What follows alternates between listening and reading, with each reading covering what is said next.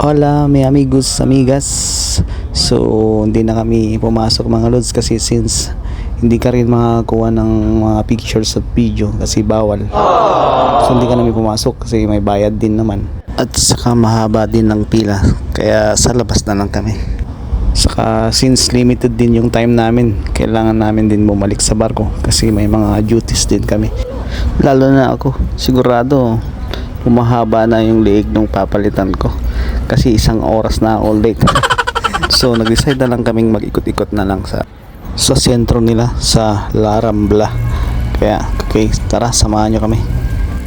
So guys, mamili muna tayo ng souvenir, hindi mawawala yung souvenir para may remembrance naman tayo sa pagpunta dito.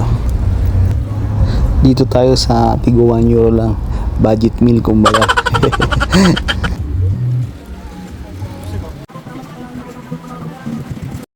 So guys, andito na tayo sa La Rambla, sa sentro nila. So punta tayo dun sa shopping center nila. Ayun, banda ron. Tara, samahan nyo kami.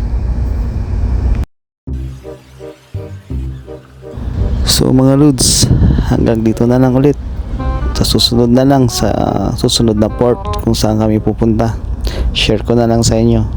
So mga lod, thank you for watching. Bye bye.